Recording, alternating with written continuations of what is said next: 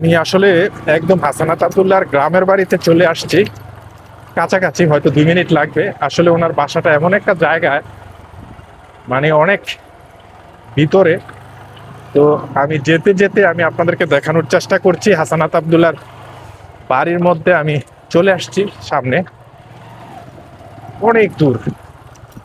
তো যেহেতু নতুন এমপি হয়েছে, আসলে রাস্তাঘাট এখনো কাজ করতে পারেনি, আস্তে আস্তে করবে। আমি ওনার গ্রামের বাসায় যাচ্ছি, গ্রামের বাড়িটা চলে আসছি আমি। আজকের ওয়েদারটাও খারাপ। এই যে চলে আসছি। বাবু, এমপি সাহেবের বাড়িটা কোনটা? হ্যাঁ, রায়কে চলে আসছি। এই বিল্ডিংটা গাড়ি যাবো নি? এই সোজা দেয়া। ও মাই গড, ইফতারির সময় হয়ে গেল, তাই না? রাস্তা ভুল করে চলে আসছি আমরা। এমন একটা সময়, ইফতারের হয়তো আর মাত্র 5-10 মিনিট বাকি আছে। বৃষ্টিও আসতেছে আকাশে। আল্লাহ, রোজা রেখে কোন দিকের কথা বললো?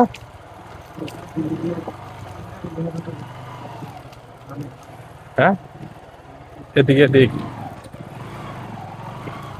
ওকে, আল্লাহ জানে কোন জায়গায়। এদিকে মনে হয় নাকি? এ ভাইয়া, এমপি সাহেবের ঘর কি এগুলা? হ্যাঁ, এটা আর এটা আর এটা। আমি আসলে হাসানাত আব্দুল্লাহ, যিনি দেবিদ্বার উপজেলার এমপি হয়েছেন, তার গ্রামের বাড়িতে রয়েছি। আমার পেছনে যে ঘরটি দেখতে পাচ্ছেন, এটা হচ্ছে যে হাসানাত আব্দুল্লাহদের বাসা। তবে এই ঘরের মধ্যে কেউ নেই। এটার মধ্যে বিভিন্ন কিছু রাখা রয়েছে, কোনো মানুষজন নাই। আমি অনেক দূর থেকে আসলে জিজ্ঞেস করতে করতে ওনার বাসায় আসছি। বাসায় এসে মানে কিছুই দেখতে পেলাম না। হাসান আব্দুল্লাহ বাংলাদেশের মধ্যে অনেক বিখ্যাত, যিনি বৈষম্য বিরোধী ছাত্র আন্দোলনের সমন্বয়কদের মধ্যে অন্যতম। সেই সাথে উনি দেবিদ্বার যে উপজেলা রয়েছে, উপজেলা থেকে 116টি কেন্দ্রে নির্বাচন করেছেন। 116টি কেন্দ্রে থেকে বিপুল ভোটে বিজয়ী হয়েছে। তাকে নিয়ে এখন আলোচনা সমালোচনা পুরো বাংলাদেশে। আসলে আমার কিউরিসিটি ছিল যে হাসানাত আব্দুল্লাহ আসলে কোন বাড়িতে জন্ম নিয়েছে, এবং তার গ্রামের বাড়িটা আমার দেখার খুব ইচ্ছে ছিল। আমি অনেক কষ্ট করে এখানে আসছি। এসে যেটা পেলাম, মানুষজনের কাছে জিজ্ঞেস করে যেটা পেলাম, এই যে এই পাশে একটা ঘর পড়ে আছে। মানে ঘরটার কোনো দরজা নাই, কিছু নাই, ছন্ন ছাড়া পুরো। আসলে ভিতরে আমি ঢুকবো না। ভিতরে কিছু লাকড়ি টাকড়ি কিছু রাখা রয়েছে। আর এই পাশটা যদি আপনাদেরকে দেখানোর চেষ্টা করি, একটু এদিকে আসো প্লিজ। যেহেতু কোনো লোকজন নাই, সেহেতু আসলে আমি ঢুকবো না এটার ভিতরে। এটার ভিতরে অনেকগুলো বস্তা রয়েছে, লাকড়ি, বিভিন্ন কিছু রয়েছে। আসলে ভোগ ভরা আশা নিয়ে আসছিলাম যে হাসানাত আব্দুল্লাহর বাড়িতে অনেক জুতা থাকবে, ঘরের সামনে হাই রাইজ বিল্ডিং থাকবে, লোকজন থাকবে, অনেক কিছু থাকবে, আপ্যায়ন করবে। ইফতারের টাইম হয়ে গেছে, একটা মানুষ যে ডাক দিবে যে একটু বসেন প্লিজ, মানে আসেন একটু বসেন, ইফতার খেয়ে যান, এরকম একটা মানুষ নেই। আসলে হাসানাত আব্দুল্লাহ যে একদম একটা মানে মধ্যবিত্ত পরিবার থেকে উঠে আসছে, এটাই তার প্রমাণ। গ্রামের বাড়ি যদি আপনারা এসে দেখেন, এই ভিডিওর মাধ্যমে আপনারা দেখছেন। আসলে কারো কাছ থেকে আমি যে জিজ্ঞেস করবো কোনো একটা কিছু, কেউ নেই এখানে, কেউ নেই। চারপাশে যদি একটু ঘুরে দেখানোর চেষ্টা করি, সবগুলো ঘরই একই রকম।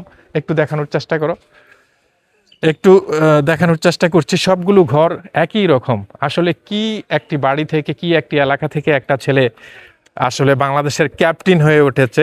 এখন সবাই ক্যাপ্টেন বলে। তো ভাই, একটু একটু একটু 1 মিনিট, 1 মিনিট ভাই, 1 মিনিট। যে আসলে 1 মিনিট, একটা একটা আধা মিনিট, দুইটা, একটা মিনিট প্লিজ, একটা মিনিট এদিকে আসেন প্লিজ। তবে এইখানেই হাসানাত আব্দুল্লাহর জন্ম হয়েছে। জন্মের পর থেকে হাসানাত আব্দুল্লাহর বাবার বিদেশ থাকার সুবাদে, পড়াশোনার সুবাদে হাসানাত আব্দুল্লাহ মায়ের সাথে বিভিন্ন জায়গায় ছিল, এখানে আসেনি। হয়তো প্রতিবেশীরা এখানে জিনিসপত্র রেখেছে। তবে এখানে এসে অনেকের সাথে কথা জিজ্ঞেস করার চেষ্টা করেছি, কিন্তু কথা বলতে কেউ রাজি হয় না। ইফতারের সময় আর 5 মিনিট বা 2 মিনিটের মধ্যেই হয়তো ইফতার শুরু হতে যাচ্ছে। তো অনেক কষ্ট করে আমি আপনাদের সাথে এই ভিডিওটা শেয়ার করলাম হাসানাত আব্দুল্লাহর বাড়ি থেকে। যেহেতু বাংলার মধ্যে এখন 1 নাম্বার 1-এ চিনে, ক্যাপ্টেন হিসেবে চিনে হাসানাত আব্দুল্লাহকে। অবশ্যই আপনারা যদি দেখে থাকেন আমার এই কষ্টকে সফল করার জন্য, অবশ্যই ভিডিওটি শেয়ার করে ছড়িয়ে দিবেন। ধন্যবাদ।